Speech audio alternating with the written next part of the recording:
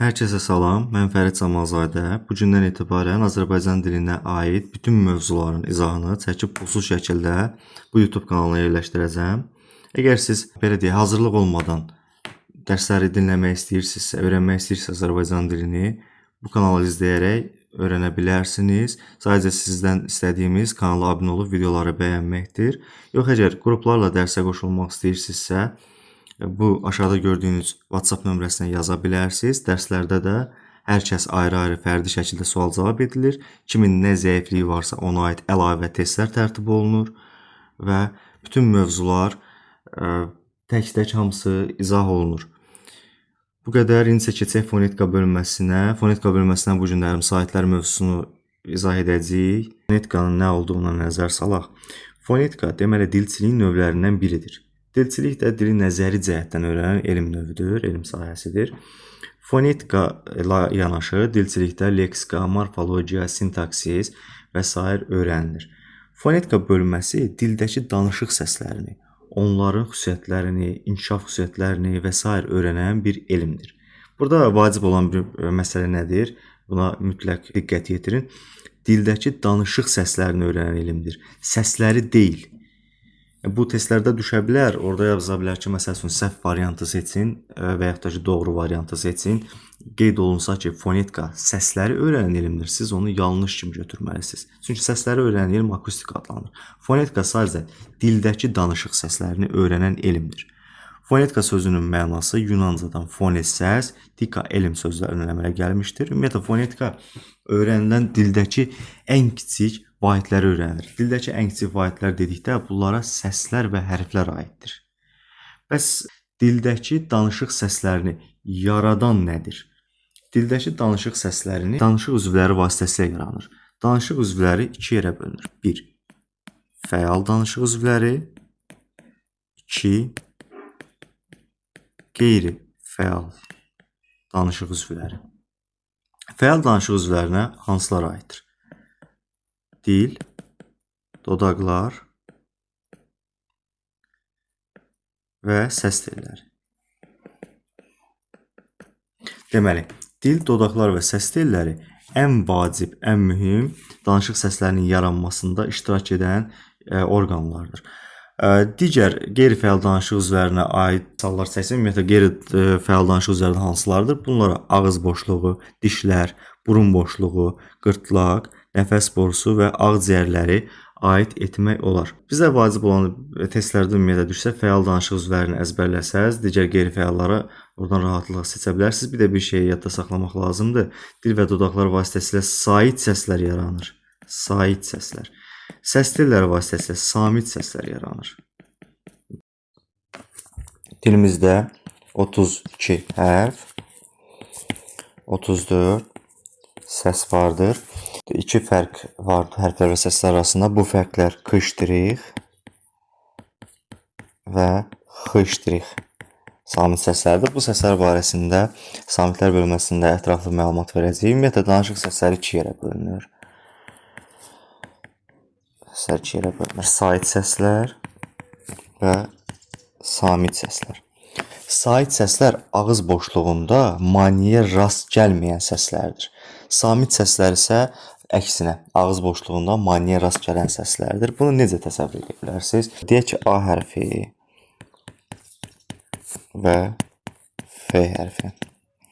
A hərfini tələffüz edərkən siz videonu dayandırın, özünüzdə tələffüz edin. A hərfini tələffüz edərkən heç bir maneəyə rast gəlmir. A dedikcə çox rahat bir şəkildə heç bir ağız boşluğuna maneəyə rast gəlmədən həmin səsi tələffüz etmək mümkündür. İndi F səsini tələffüz edin. Videonu dayandırıb F səsini tələffüz edin. F səsini tələffüz edərkən ağız boşluğundan gələn hava dodaqlara toxunur və F səsini yaradır. F səsi heç bir maneəyə rast gəlmədən tələffüz etmək mümkün deyil. Buna görə ağız boşluğunda maneəyə rast gələn səslərə samit səslər, maneəyə rast gəlməyən səslərə isə sait səslər deyilir. Azərbaycan dilində 9 sait mövcuddur. Bunlar A, Ü, O, U, E, Ə, İ, Ö və Ü saitləridir. Saitlər Əmələ gəlmə yerinə görə 3 yerə bölünür. Bunlar: 1. Dilin üfüqi vəziyyətinə görə. Üfüqi vəziyyətinə görə. 2. Dilin şaquli vəziyyətinə görə. Vəziyyətinə görə. 3. Dodaqların vəziyyətinə görə.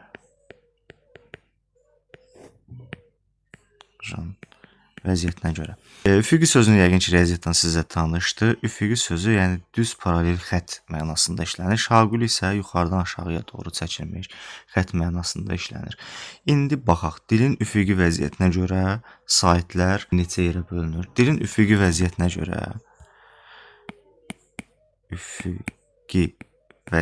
görə saitlər bölünür. Qalın saitlər və incə saitlər. Qalın və incə saitlərə dil arxası və dil önü saitlər də deyilir. Dil arxası və dil önü saitlər də deyilir. Qalın saitlər dil arxası, incə saitlər isə dil önü adlanır. Qalın saitlər hansılardır, incə saitlər hansılardır? Onları qeyd edək. A, I, O. U saitləri qalın saitlər. E, Ə, İ, Ö. Bu saitləri incə saitlər adlanır. Bəs bunlara sual olunur ki, niyə dil önü və dil arxası saitləri deyir?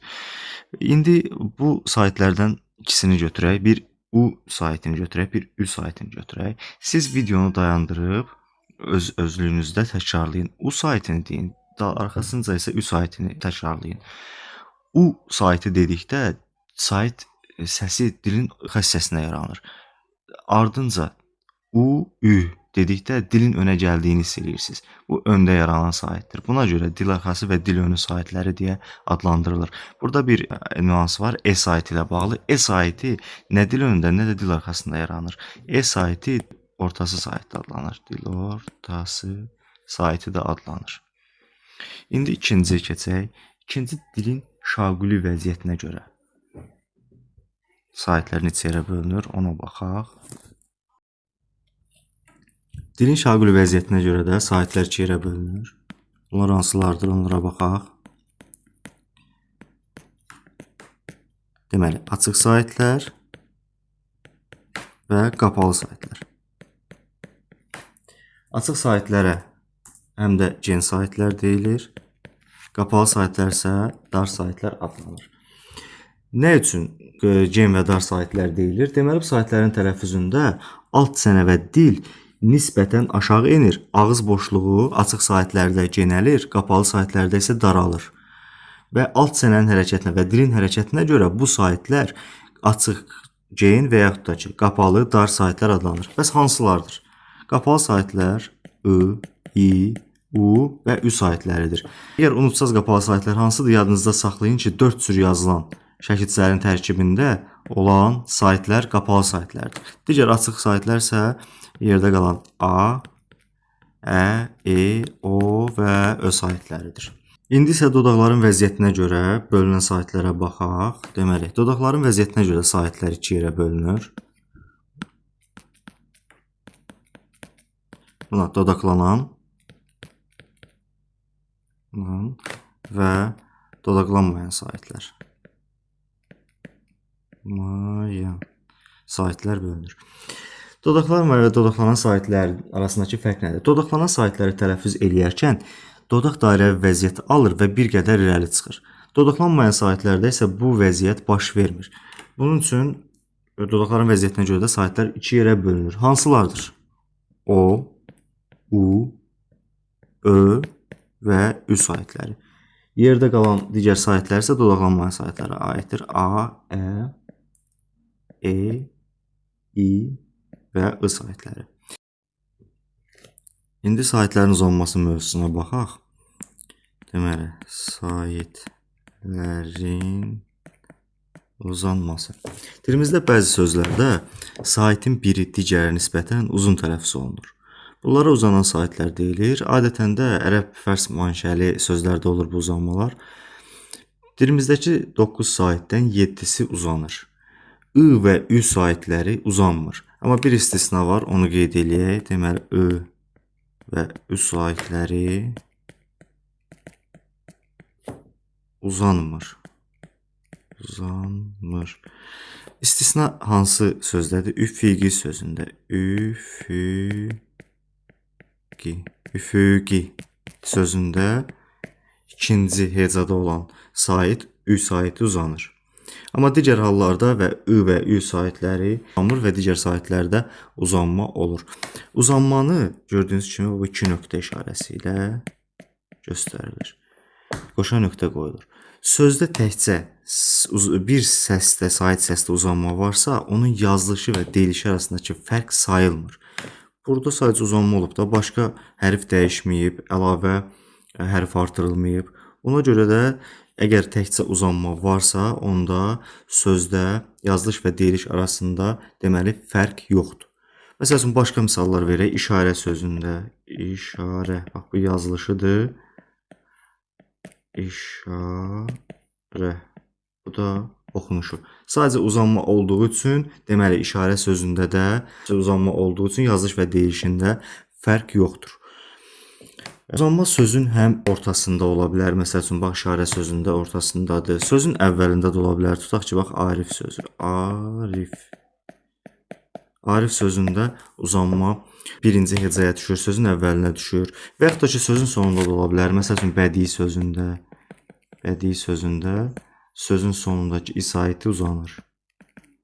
Bədii.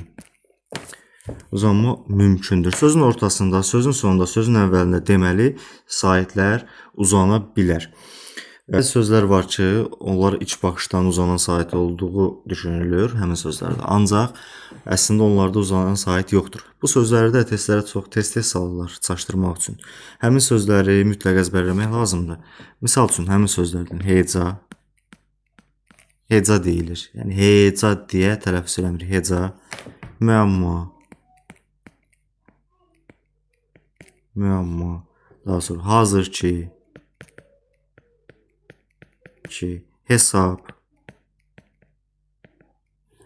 vitamin, da vitamin deyilmir, vitamin, təsadüfən, cürətli, əgər, dəhşətli. Bax, bu sözlərdə uzanan sait yoxdur. Əgər testlərdə qarşınıza çıxsa ki, hansı sözdə uzanan sait yoxdur, bu sözləri misal üçün götürmək olar. Adətən uzun tələffüz olunan sait vurğu qəbul etmir, amma burada da bəzi istisnalar var. Onları da qeyd edək. Bunlar bəzi, bəzən, bəli, daim, daima, yəni, lakin. Bax, bu sözlərdə vurğu və uzanan sait üst-üstə düşür. Yenə testlərdə qarşınıza çıxa bilər. Əzbərləmək lazımdır. Üçü B ilə başlayır. Bax, buna diqqət. Bəzi, bəzən, bəli. İkisi D ilə başlayır. Daim, daima, yəni, lakin. Bu sözlərdə deməli vurğu və səs uzanması birinci hecadadır və uzanan saitlə vurğu üst-üstə düşür. Bəzi sözlərdə də iki uzanan səs ola bilər, sait səs ola bilər. Bunlara misal üçün, tabeli,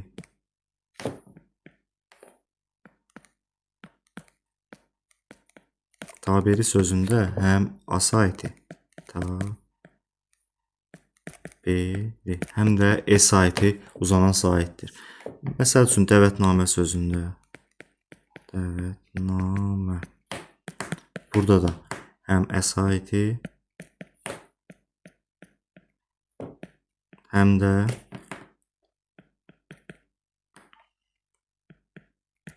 a saiti uzanır.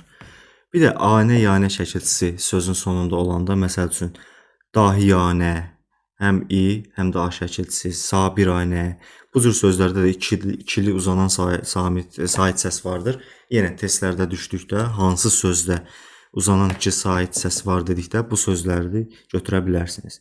Bəzi ön şəkilçilərdə də uzanma olur. Bunlar adətən alınmaz mənşəli ön şəkilçilərdir. Məsəl üçün, la, la məkan,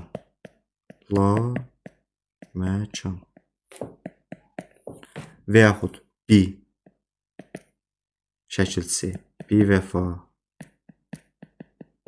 fa. Daha sonra na şəkilçisi, natəmiz, naməlum. Daha sonra co şəkilçisi, co şəkilçisi misal üçün, məsəl üçün comərd deyə bilərsiniz, comərd sözü, co şəkilçisi. Sözlər var ki, bunlarda sözün uzanması ilə mənası dəyişir. Məsəl üçün, misal göstərək həmin sözlərə. Nərə, nərə. Əgər nərə şəklində tələffüz verilirsə, bu balıq mənasındadır, yəni balıq növüdür. Bir də burada ədən sonra 2 nöqtə gördünüzsə, yəni uzanma gördünüzsə, bu qışqırıq, bağırtı mənasını verir.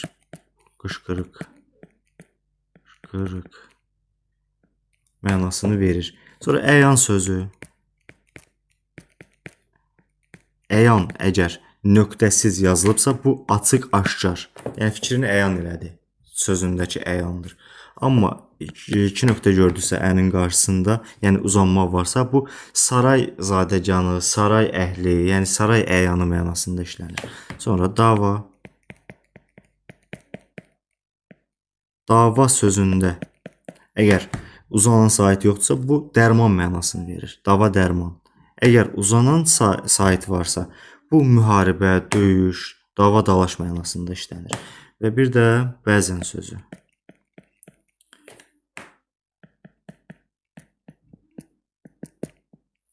Deməli, bəzən sözündə uzanan, bəzən deyilirsə, yəni uzanma görünmürsə sözdə, 2 nöqtə görmürsünüzsə, transkripsiyada yazılan sözdə, deməli, bu bəzənmək mənasında işlənir. Amma əgər uzanan sait varsa, ədən sonra, bu bəzən mənasında, yəni ara bir, bəzən, yəni bu mənada işlənir. Bunu necə yadda saxlaya bilərsiniz? Özünüzdən cümlə qurmaqla, məsəl üçün, nərə yeyən əyanlar bəzən dalaşır, dava edir. Bütün sözlər orada iştirak eləyir. Nərə yeyən əyanlar bəzən dava edir. Bu cümləni yadda saxlayaraq, bu söz 4 sözdür, 4 söz əzbərləyə bilərsiniz. Çünki yəni testlərdə qarşınıza çıxacaqdır. Bəzən sözdəki sait uzanması sözün hərf və səs tərkibində müəyyən fərqliliklər yarada bilər. Nəinki səs uzanması, sait səsin uzanması, həmçinin samit səslərin tələffüz zamanı dəyişməsi, hərfin başqa bir səsi ifadə etməsi və s. də bu fərqlilikləri yaradır. Bu fərqliliklər nədir və neçə yerə bölünür? Bu fərqliliklər 2 yerə bölünür. 1. Kəmiyyət fərqi. Kəmiyyət fərqi. 2. Keyfiyyət fərqi. Keyfiyyət fərqi. Yəqin ki, kəmiyyət sözü ilə tanışsınız. Riyaziyyatda kəmiyyət, belə deyək, say mənasını verir. Elə burada da say mənasında işlənilir. Kəmiyyət fərqi sözdəki hərflərin sayının, səslərin sayının az və ya çox olmasını müəyyən eləyir. Kəmiyyət fərqi də özlüyündə 2 yerə bölünür. Səs düşümü və səs artımı. Səs düşümü hadisəsi nədir? Ona əvvəlcə baxaq. Bunu misalla izah eləyək. Deməli, təəccüb sözünü qeyd eləyək. Təəccüb. Neçə hərf var ona baxaq. 1, 2, 3, 4, 5, 6, 7. İndi isə oxunuşunu yazaq. Tələffüzünü qeyd eləyək. Təəccüb. İndi yenidən səslərin sayını sayaq.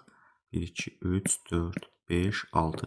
Deməli, 7 hərf, 6 səs. Burada 2 ə hərfi biri düşür. Çünki uzun oxunduğu üçün biri düşür tələffüzdə. Onun üçün hərflərin sayı səslərin sayından daha çox olur. Bu, səs düşümü hadisəsi adlanır. Bəs səs artımı nədir? Səs artımı əksinə sözün tələffüzü zamanı hansısa bir səsin artırılmasıdır. Məsəl üçün, ona da bir nümunə göstərək. Dairə sözü, məsəl üçün. Dairə sözünü sayaq. 1, 2, 3, 4, 5 hərf. Tələffüzü necə qeyd olunur? Dairə. 1, 2, 3, 4, 5, 6. Deməli, 5 hərf, 6 səs. Deməli, burada hansı hadisə baş vermişdir? Səs artımı baş vermişdir. Bu, kəmiyyət fərqlərdən ibarətdir. İndi isə keyfiyyət fərqinə baxaq. Lövhəni təmizləyək.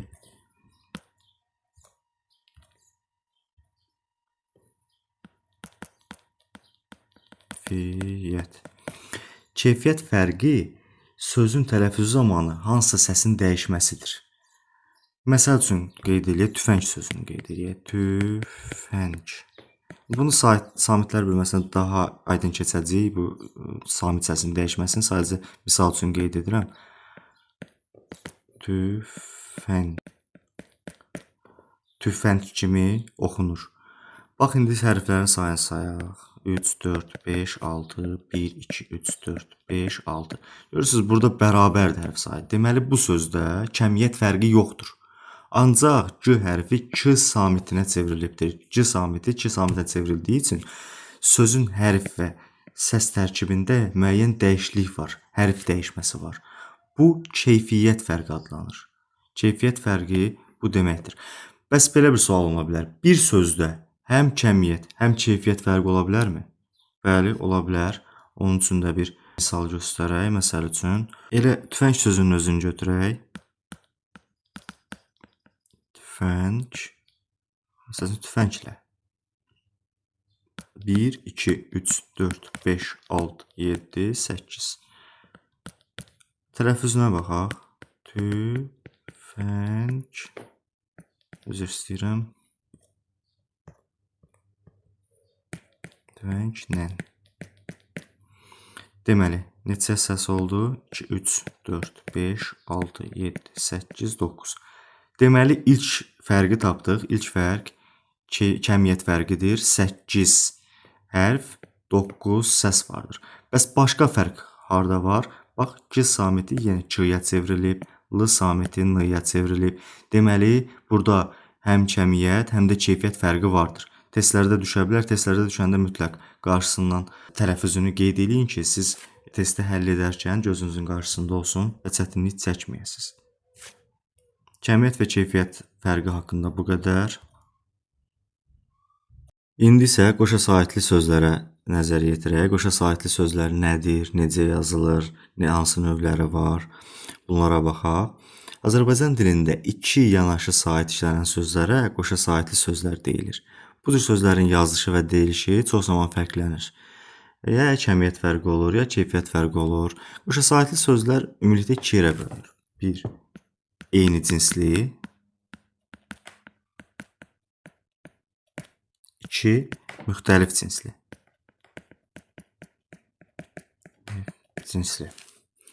Deməli, birinci eyni cinsli qoşa samitlərə baxaq. Eyni cinsli qoşa saitlər Azərbaycan dilində adətən A, Ə, İ və O saitlərinin yanaşı işlənməsindən əmələ gəlir. Eyni cinsli qoşa saitli sözlərdə qoşa saitin biri uzun sait kimi tələffüz olunur və sözün ortasında və sonunda işlənə bilir. Eyni cinsli qoşa saitlər sözün əvvəlində işlənmir Azərbaycan dilində. Bunu yadda saxlayın. Bu sözlərin yazılış və deyilişi demək olar ki, hamısı fərqlənir. Bu cür sözlərdə həm səs uzanması, həm səs düşümü baş verir. Demək olar ki, hamısı kəmiyyətlə fərqlənən sözlərdir. Məsəl üçün, misal göstərək bu sözlərə. A ilə saat, məsəl üçün, saat. 2 A ilə yazılır, amma deyilişi uzun A ilə göstərilir. Təəccüb sözünü göstərmişdik bayaqlarım, yeni yazaq. Təəccüb. İ ilə sözün sonunda işlənənlərə, misal üçün, məsəl üçün, bədii sözünü yazmaq olar. Bədii. O ilə zoologiya, zoopark. Park yazılışıdır. Zoopark deyilişidir. Burada bir amma diqqət yetirək. Zoopark sözünün yazılışında dedik ki, 2 O ilə yazılırsa, onun biri düşür, uzun tələffüz olunur. Lakin bəzi sözlər var ki, bunlar əsasən Rus, Avropa mənşəli sözlərdir. Qoşa O saiti A kimi oxunur. Onlara misal üçün göstərmək olar. Məsələn, koordinat sözü.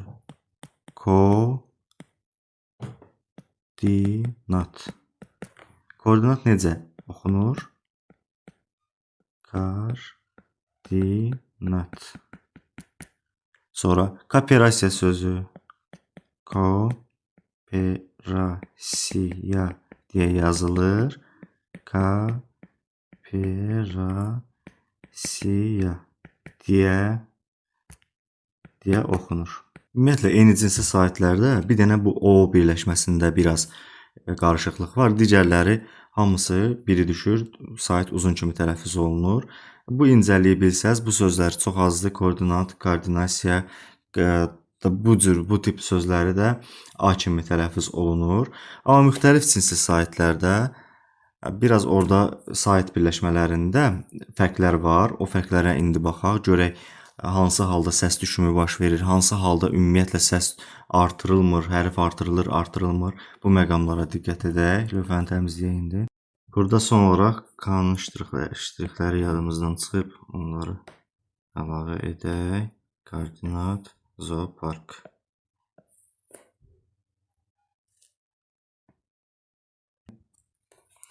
Deməli, müxtəlif cinsli. Tərif.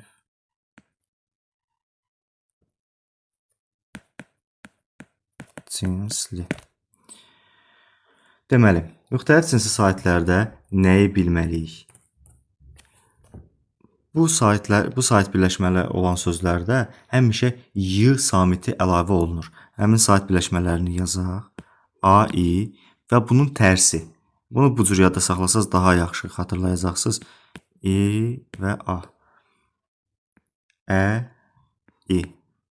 I, Ə. I, O.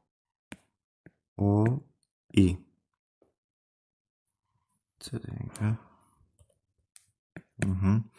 Sonra I, U. U, I. Və A, Ü saytlərinin birləşməsi. Bax, burada nəyə diqqət yetirin? Ortaq, bax, görürsünüz, hamısında I saytı var. I saytı, I saytı. Bir dənə A-Üdən başqa, digərlərin hər birində I saytı tərəf kimi iştirak edir. Görsəz ki, I saytı tərəf kimi iştirak edir. Bu halda mütləq qaydada Y samiti bu saytlərin arasında yazılmalıdır. Misal göstərək, daha aydın başa düşəcəksiniz misalla. Deyək ki, təqaüd. Bax, bunu A-Üyə özüm misal kimi göstərdim. Aradan çıxardaq bu sözü. Təqaüd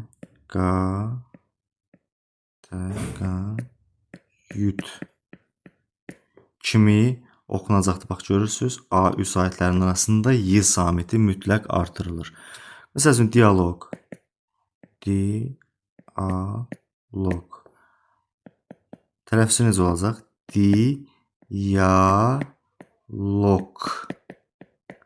Yenə I və A saytlərinin arasında Y samiti artırılır. Radio, məsəl üçün, misal göstərə bilərik. I və O saytlərinə aid. Onu da yazaq.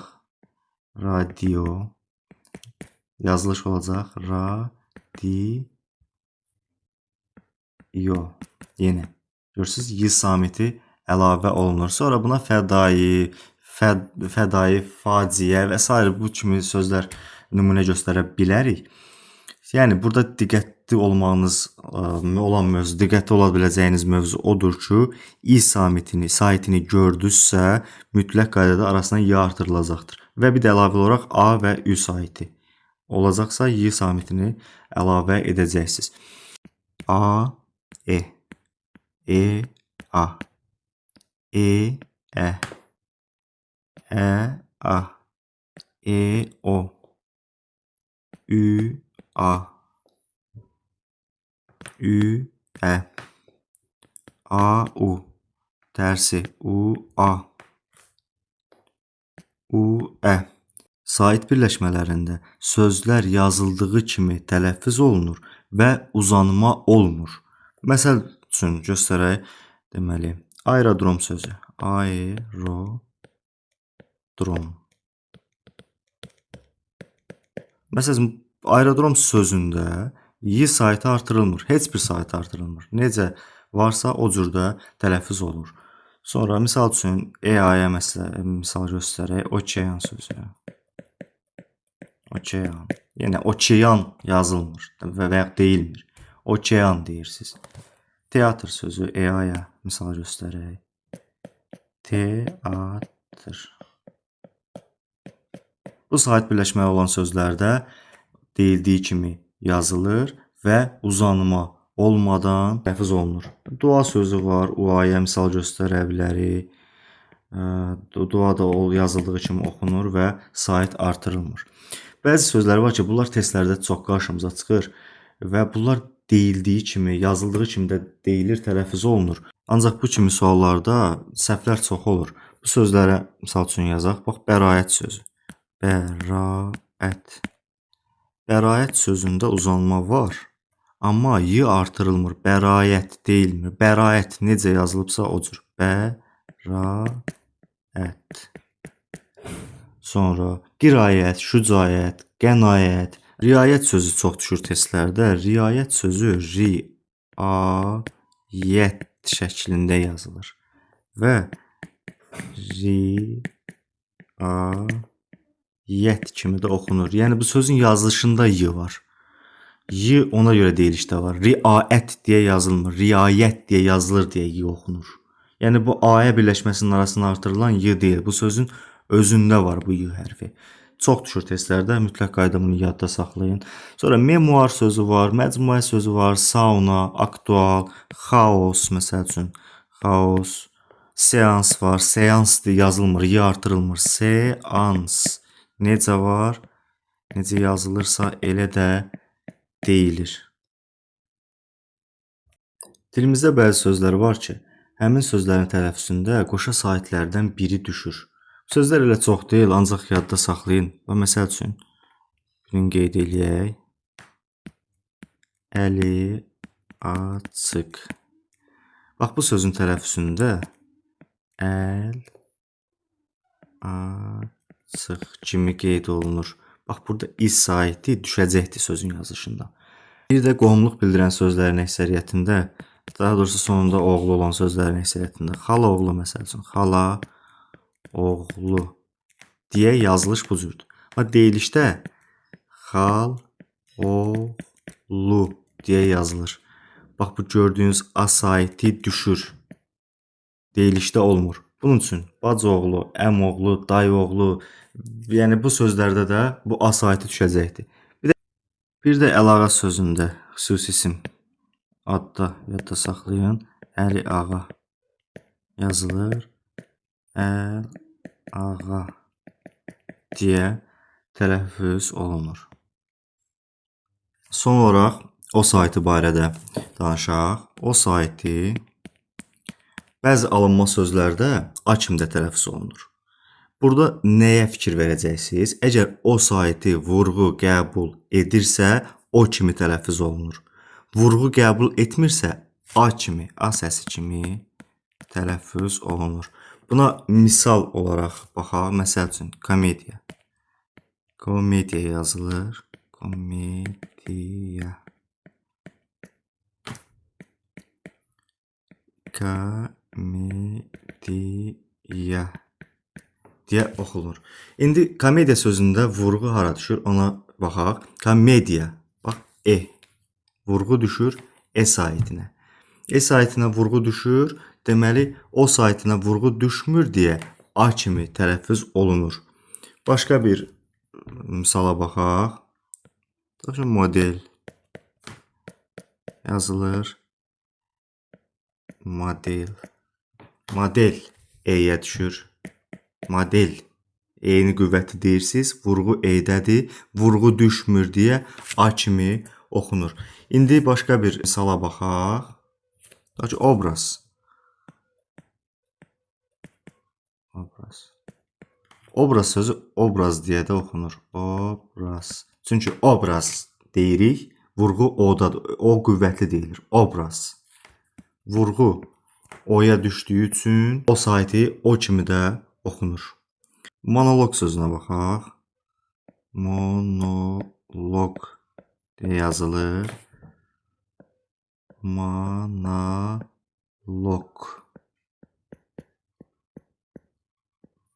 Monoloq deyə oxunur. Monoloq. Görürsünüz, o-ya düşür vurğu. O-ya düşdüyü üçün o deyə də tələffüz olunur. Son olaraq yenə bildirmək istəyirəm ki, bütün dərslərə aid videolarımızı paylaşacağam. Demək olar ki, bütün mövzuları çəkəcəm.